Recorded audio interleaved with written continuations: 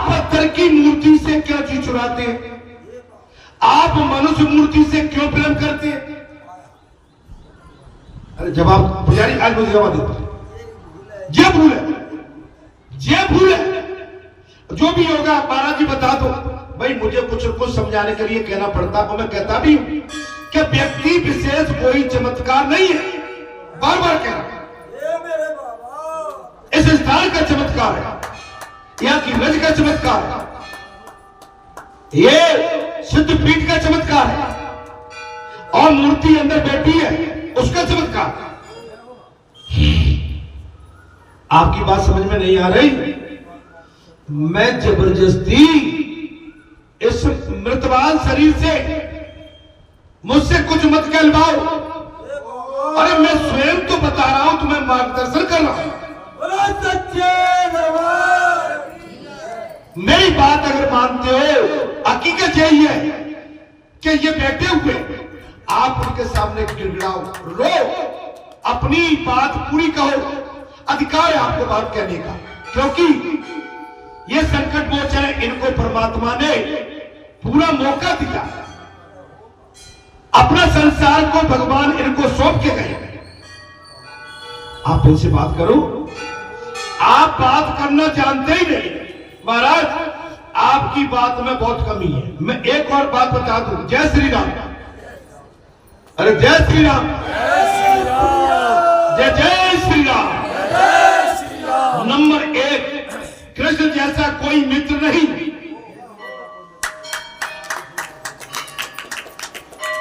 कृष्ण जैसा कोई मित्र नहीं, हनुमान जैसा कोई भक्त नहीं।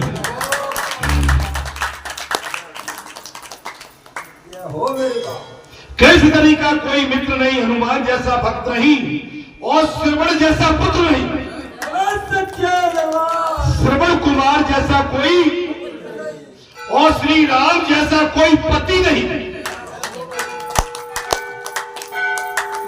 अरे मेरी बात तो सुन लो पूरी भाई। श्री राम जैसा कोई पति नहीं, और परशुराम जैसा कोई गुरु नहीं, परशुराम जैसा और भरत जैसा कोई भाई नहीं। अगर भाई की बात करते हो तो भरत जैसा, अरे सीता जैसी नारी नहीं संसार में, और कर्ण जैसा दानी नहीं। अरे सुन लो महाराज, आप जो मत देखा करो, क्या देखते हो? लेकिन अब देखो कब मैं कह दूंगा, फिर आंदोलन से हमारी पूजनी महारानी जी को जो है यहाँ तो ये बाइक देवी भी दद्दन के लिए नहीं। कर्ण जैसा दानी नहीं, और संस्कृत जैसी कोई भाषा नहीं, संस्कृत जैसी कोई भाषा नहीं, और सनातन जैसा कोई धर्म नहीं,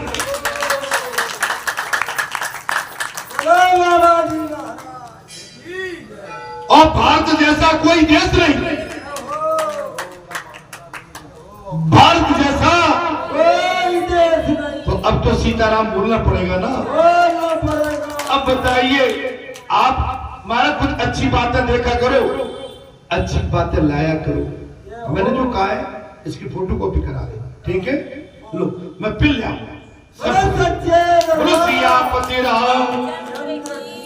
सबको बांट देना, ये चीजें कुछ अच्छी होती। अगर अपने बच्चों के सामने ये ऐसी चीजें हैं, चूंकि मेरे हाथ से लिखी हुई है और आप सबको लिखना पड़ेंगी, तो इसकी फोटो प्रति करके या लिख लेना जो भी। बोलो सियापति राम। शरीर के नाशवान होने पर मनुष्य को जन्म नहीं मिलता। आप चाहो कि दोबारा ये मनुष्य का शरीर मिल जाए, कारण यह कि ये जन्म इच्छा से इच्छित वस्तु दे सकता है। जे शरीर का मनुष्य का जन्म इच्छित वस्तु दे सकता है, अर्थात इस अगणित, इस अनित्य और नाशवान शरीर से नित्य वस्तु भगवान की प्राप्ति हो सकती है। नित्य कौन है? भगवान। और ये और ये मानव शरीर कब मिल सकता है? भगवान की दया से। नित्य भगवान का दर्शन करेंगे तब, और नित्य आपको किसी महापुरुष या गुरु के दर्शन या उनकी याद आएगी तब। ये मानव शरीर बड़ा ही कीमती है। ये प्रहलाद कह रहे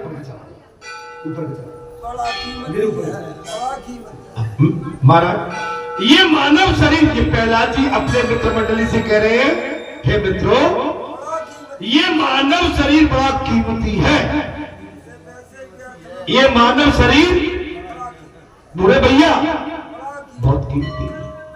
अरे बुरे भैया, हमने पिछले मंगलवार को जो चंडीगढ़ में एक बच्चा वास्तव में था, काफला था, आपका एक बच्चा चंडीगढ़ में नौकरी करता, पक्की बात थी? अच्छा, अमृतसर में। अब चलो चंडीगढ़ अमृतसर एक ही बात हो। एक बेटा आपका सोफर में, वो हजीरा में आ गया, तो डॉक्टर ही ना, दोनों डॉक्टर है। अब इन्होंने कितनी बड़ी पूंजी इकट्ठी करके रखी है। एक साधारण आदमी जिसके 2-3 बच्चे, 2 बच्चे नौकरी में और बेटी भी मेडिकल में, आप समझ सकते हो? ये ईश्वर की दया कृपा के बगैर और आपके पुण्य प्रताप के बगैर और आपके पूर्व जन्म के संस्कारों के बगैर ये आपको प्राप्ति नहीं हो सकती। लगन बहुत साधारण आदमी है, सिंपल आदमी है, इसके मन में कोई मैंने घूम फेर नहीं देखा। एक बात बता दूं ना, बुरा मत मानो, आप भी ऐसे ही आदमी को पसंद करते होंगे, आप भी सभी करते होंगे भाई। जब मैं करता हूं तो मुझे ये मालूम है कि आप भी ऐसे आदमी को ही पसंद करते हो, और मुझे विश्वास है कि आप चालबाज आदमी को चाहते नहीं होंगे, तो मैं भी नहीं चाहता हूं। तो हमारा सबका नेचर एक जैसा है, तो आओ मिलके हम आगे बढ़ते हैं। कई बार जन्म मरण की ये पीड़ा सताता है। प्रहलाद जी ने कह दिया है मित्रों, ये माता के गर्भ में कई बार आना जाना, मरना जीना, ये पीड़ा सताती है। जीव इस शरीर में आया है और ईश्वर नित्य है। जीव इस शरीर में, लेकिन ईश्वर नित्य है और शरीर अनित्य है। शरीर नहीं मिल सकता, शरीर मिट जाएगा, लेकिन भगवान अमिट है। ये प्रहलाद कह रहे हैं किससे? अपने मित्र मंडली से। गुरुजी चले गए और भागवत का सार बता रहे। मैं तुम्हें एक खेल बताऊंगा, गुरु नहीं है और उतने टाइम में जितने भी उसमें गुरुशाला में जितने मित्र मंडली थे, सबको भागवत की कथा सुना रहे। प्रहलाद जी 5 वर्ष की आयु के एक बेटा, किंतु इसी अनित्य से शरीर से ही नित्य की ईश्वर की प्राप्ति हो सकती है। आपको इसी शरीर के माध्यम से नित्य जो भगवान है उसकी प्राप्ति। नित्य कौन है? नित्य कौन है? भगवान की प्राप्ति। आप समझ लो, अर्थात अतः मान देव को कभी भी बड़ी भारी महिमा मत मानो। इस शरीर पर मान, अभिमान और शरीर पर ज्यादा गुरूर मत करो। ये आज है और कल नहीं। आप इस शरीर को बड़ा मान बैठते हो, मैं बड़ा हूं, मेरा शरीर बड़ा है, मैं हष्ट पुष्ट हूं, मैं सुंदर दिखता हूं। कोई कहता मैं कमजोर हूं, कोई कहता मैं धनवान हूं, बलवान हूं। ये सब व्यर्थ है। ये शरीर आज है लेकिन कल नहीं रहेगा। आज कर लो सो काम, भज लो सो राम। शरीर इस समय मानव शरीर भगवान ने दिया है इस मृत्युलोक में, भारत जैसे देश में। इसका उपयोग कहते हैं कि कभी मनुष्य की आयु 100 वर्ष की होती थी। प्रहलाद करे अपने मित्र मंडली से, मित्रों मैंने ऐसा भी सुना है कि कभी मनुष्य की आयु 100 वर्ष हुआ करती थी। आज तो वैसी बात है ही नहीं। आज 100 वर्ष कौन जी पाता है? 80 75 में तो हिल जाते, 80 82 85 बिल्कुल गया। हम ज्यादातर के मेहमान नहीं है, कोई 70 के आसपास पहुंच गए, कोई 75 के आसपास। अपने भाग की सराहना करो, ये तो बोनस का टाइम है। अब इसके बाद में भी तेरा मेरा पिन्नक, कोई कोई मुंह, कोई खींच रहा है, कोई मार रहा है, कोई ठोक रहा है, कोई ईर्ष्या कर रहा है, कोई कुछ कर रहा है, कोई अपमान कर रहा है, कोई किसी को निराश कर रहा है और कोई किसी को ईर्ष्या कर रहा है। क्या बचा है तुम्हारे? कहते हैं कि कभी मनुष्य की आयु 100 वर्ष होती थी, आज वैसा नहीं है। ये पहला जी ने साफ कहा, आज तो आधी आयु में चौथे भाग की आयु बाल अवस्था में और कुमार अवस्था में ही बीत जाती है। बचपन में और युवावस्था में बीत जाती है। बाल अवस्था अज्ञान में और कुमार अवस्था खेल कूद में। ये पहला बाल अवस्था खेल कूद में, अज्ञानता में, और कुमार अवस्था खेल कूद में बीत जाती है। और वृद्ध अवस्था के तो वर्ष भी बचते ही नहीं, वो निरर्थक है, वो समय सीमा नहीं है उनकी, वो तो अल्प है। क्योंकि शारीरिक क्षीणता के कारण वृद्ध अवस्था में कुछ भी काम नहीं हो पाता है। वृद्ध अवस्था में कमजोरी आ जाती है, भाग दौड़ नहीं कर पाते हैं, 10-15 घंटे आप योग में नहीं बैठ पाते हैं, भजन कीर्तन नहीं कर पाते हैं, ढंग से पढ़ नहीं पाते हैं। आप वृद्ध अवस्था में साधना ढंग से नहीं हो पाती, यौवन के वर्ष काम भोग में गुजर जाते हैं और जवानी संसार की विलासिताओं में बीत जाता है। ये कौन कह रहा है महाराज? अच्छा, प्रहलाद जी को जगह से मालूम है, वो तो 5 वर्ष के हैं। अनंत जन्मों का ज्ञान कयादू के गर्भ में जब थे प्रहलाद जी, नारद जी ने पूर्व भागवत कथा का सार सुना दिया। नारद आश्रम में रहे थे, जब कयादू पर इंद्र ने प्रहार करने की कोशिश करी कि दुष्ट हिरण्य कैसे परेशान कर रहा है और इसकी महारानी के गर्भ में आज ये अंश पलता है, ये कई बड़ा राक्षस न हो जाए। उसको मारने के लिए इंद्र ने प्रहार करने की कोशिश करी, लेकिन उस समय नारद जी ने कयादू की रक्षा की है महाराज, और अपने आश्रम में ले जाकर कयादू महारानी को, जब प्रहलाद गर्भ से थे, वहां भागवत कथा का पूरा ज्ञान दिया। वही ज्ञान आज 5 वर्ष की आयु की अवस्था का एक प्रहलाद, एक छोटा सा बच्चा, आज अपने मित्रों को भागवत कथा का सार समझा रहे हैं।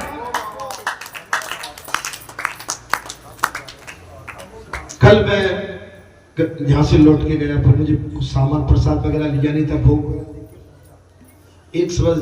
अब मैं क्या सोच रहा हूं, मैंने भोजन किए और मैं लेटा, और लेट के मैं क्या कह रहा हूं, देखिए महाराज, मैं जिस सोच रहा हूं, मैं झूठ नहीं, बिल्कुल सत्य बोल रहा हूं।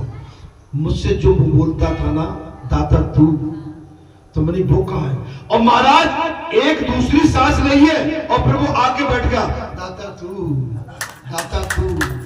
मारे दोपहरिया में मैं कमरे के अंदर हूं, कहा हूं मैं कमरे के अंदर? अरे पेड़ का कहीं भी अटका होगा, वो कह रहा दाता तू। अच्छा चलिए इसको भी मान लेते हैं, अपने भारत का जी दाता तू अमेरिका में क्यों कहेगा दाता तू?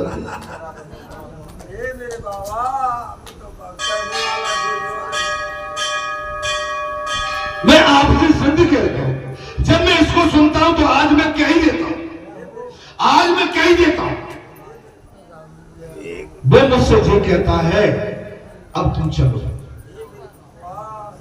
मैं तुमसे आज कह रहा हूं धर्म से, वो मुझको सचेत करता है और ये कहता है कि अब तुम चलो।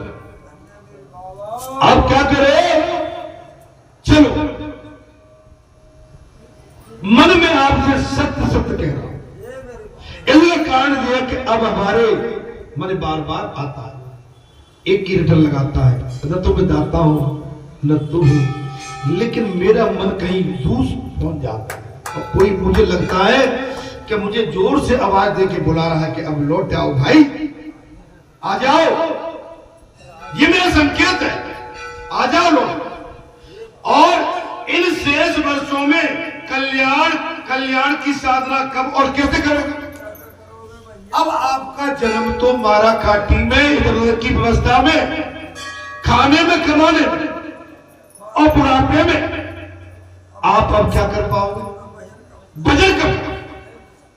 महाराज अतः व्यक्ति को चाहिए कि हमेशा आत्म कल्याण की प्रवृत्ति करे, अपने उद्धार के लिए भक्ति करे, सत्य पे चले, साधना पे चले, भले ही आपको बुराई मिले, आपको कोई दोषी ठहराए, लेकिन अपने सत्य मार्ग को कभी छोड़ना।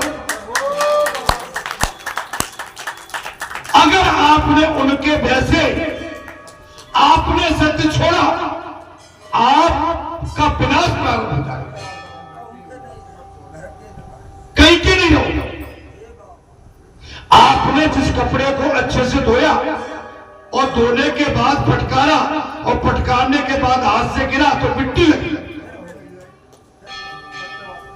संभाल के डालो, कपड़ा सूखेगा, साफ दिखेगा।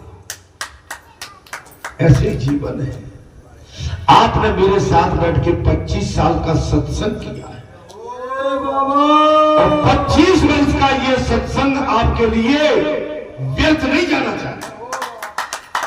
मेरी भी यही मन की भावना है कि आपकी हमारी गोष्ठी जो 25 वर्ष की इस बालाजी पीठ के माध्यम से जो सत्संग की धारा बह रही है, आपका भी कल्याण हो, मेरा हो न हो, लेकिन कल्याण आपका। जब तक ये शरीर रूपी ग्रह स्वस्थ है, तब तक वृद्धावस्था का आकलन भी नहीं हो पाएगा। अगर जब तक आपका ये शरीर चलायमान है, भले ही, तो वृद्धावस्था तुम्हें अखरेगी नहीं, अखरेगी नहीं। अभी तो फिर भी कह रहे कि नहीं, दौड़ में अभी और लगा जाऊं, लेकिन शरीर का अंतिम पड़ाव तो आई जाए। हमने अच्छों को देखा है, धाराशाही हो गए। रुस्तुम दारा सिंह, रुस्तुम हिंद दारा सिंह, जिसकी विश्व में कुश्ती की महाराज ख्याति छाई, आज भी वो मिट्टी में मिल गए। राजा रजवाड़े कई चले गए। मैं आपसे अनुरोध विनती करता हूं कि समय को पहचानो, समय की कीमत जानो, मानवता को पहचानो, मानवता की कीमत पहचानो, मानवता के साथ चलिए, हैवानियत मत रखिए।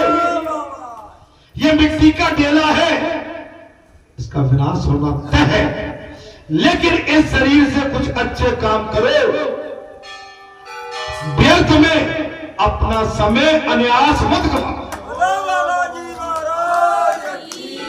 इधर उधर की बातों में इधर कर भैया ये मेरे बाबा बड़ा दिल है, बड़ा पटा छोटा है, पटा छोटा है ना, इसलिए मैं कह रहा हूं समय को थोड़ा सा आप संभाल कर रखिए। अब हम संभल नहीं पाएंगे, अब तो केवल ज्यादा किसी के प्रपंच में भी पढ़ने की आपको आवश्यकता नहीं है।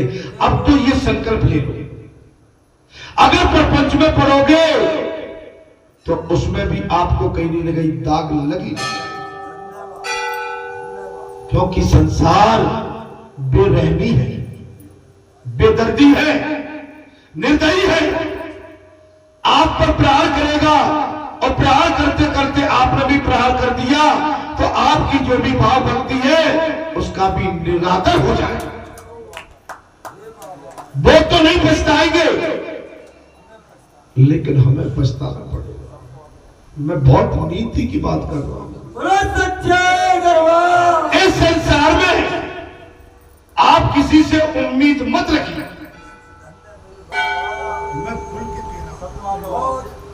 इस संसार में आप किसी से उम्मीद न रखें। उम्मीद रखनी है तो ईश्वर से रखें।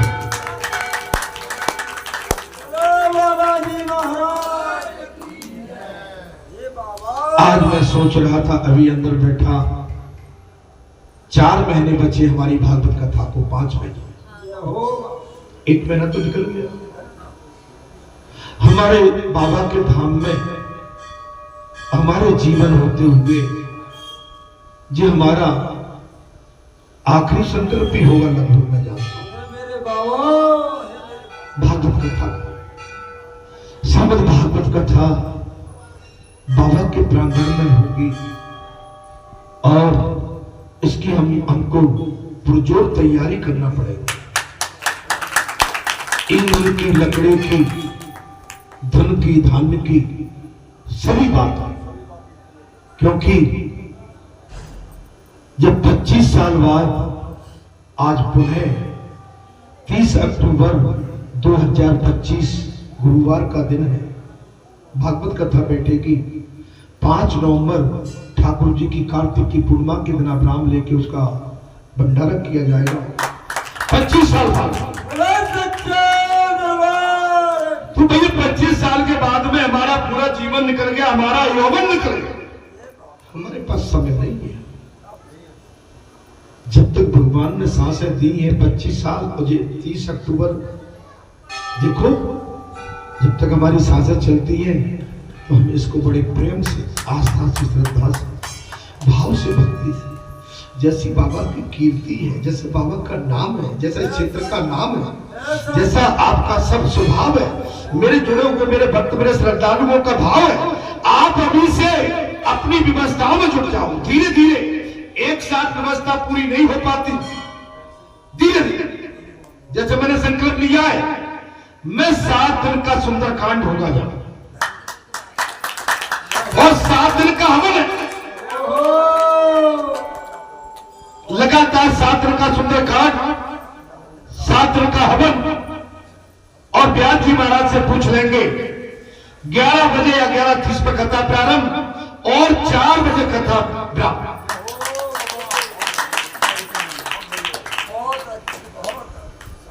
जो मेरा भाव है, पंचों से विमर्श और कर दिया जाएगा, लेकिन मेरे मन में तो अभी से उत्साह है। मैं कहीं जाने की सोच रहा था, लेकिन कथा मेरे सामने आ गई। मैंने अपना एक लंबा टूर बनाने वाला था, मैं 1-1.5 महीने का, मैंने वो 1.5 महीने का टूर निरस्त कर दिया, क्योंकि 1.5 महीने में अगर यहाँ की व्यवस्थाएं लगने इधर की न जोड़ पाई, उधर 4 मास लग जाएंगे, और 4 मास के बीतते ही कथा आपके सर पे बैठे जी। और इस समय हमारे देश की स्थिति आप देख रहे हैं, पाकिस्तान और हमारे देश के अंदर जो इस समय खलबली मची है, पाकिस्तान के अंदर वो भी कुछ बड़ा होने वाला, आप समझ लो, बहुत कुछ बड़ा होने वाला। बोलो सियापति राम।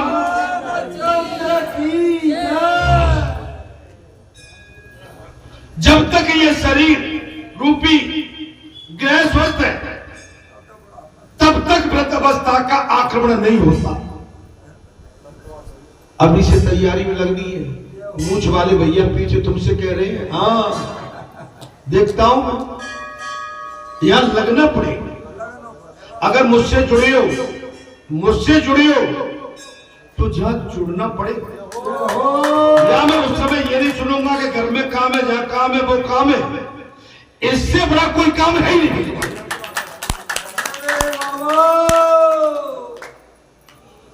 7 दिन आप जितने भी जुड़े हुए हो, 7 दिन का विश्राम ही नहीं होगा।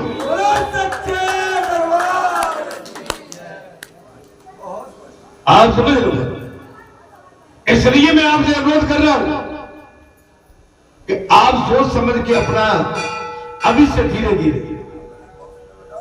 ये काम रोज नहीं आता, क्योंकि ये आपके बाबा, जिस बाबा पे आपका 25 साल से आस्था जुड़ी है, उस बाबा के आंगन में ये श्रीमद् भागवत कथा भगवान का स्वरूप वैसे तो अखंड है, लेकिन फिर भी हमारा क्षेत्र आप जैसे भगत आशा उम्मीद अपना भाव जिस माता देवी जय प्रिया जी के प्रति लगा के बैठे हैं आस्था, और उनका भी भाव है।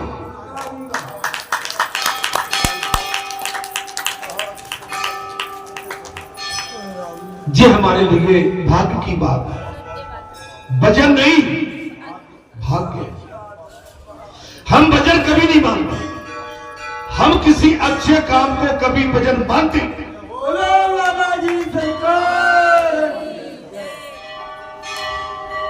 हम अच्छे काम को कभी जीवन में भजन नहीं माना, भजन मानते हैं बुरे काम।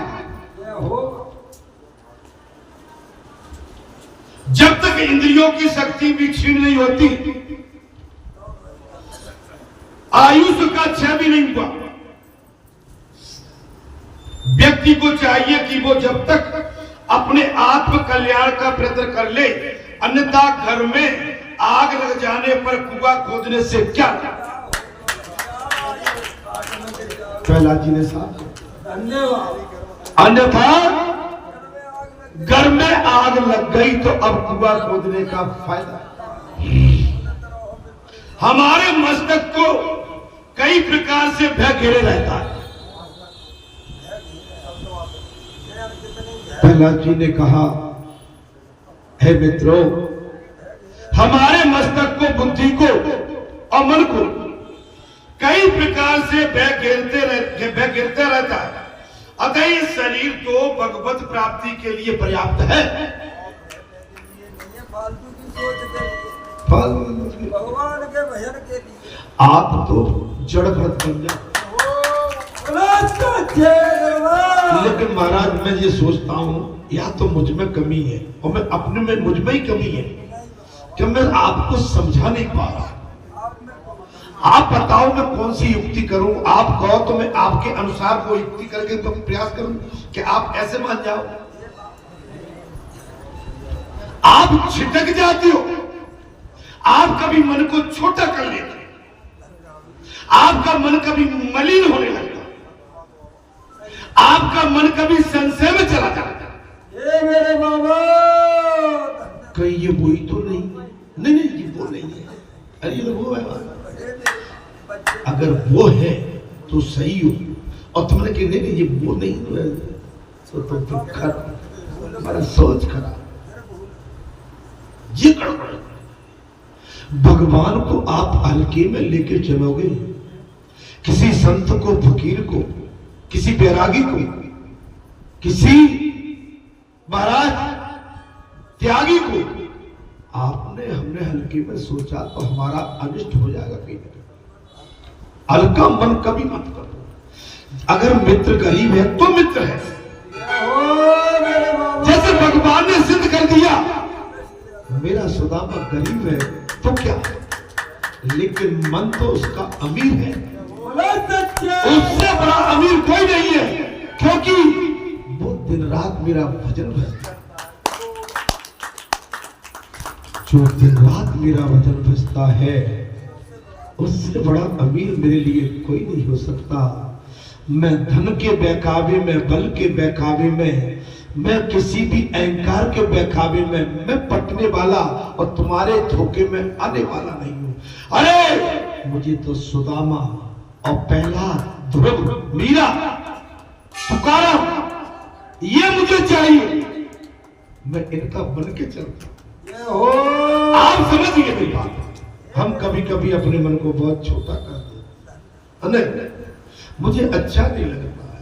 अरे अब के बिछुड़े कब मिले, मेरे बाबा जरूरी नहीं है कि हम रोज मिलते रहेंगे। 12 कल की बात है कि दिन ने तो कहा कि 9:30 बजे आएंगे। किसने किसके टाइम की प्रतीक्षा की है? कोई जरूरी थोड़ी है कि हम 9:30 बजे ही आते रहेंगे।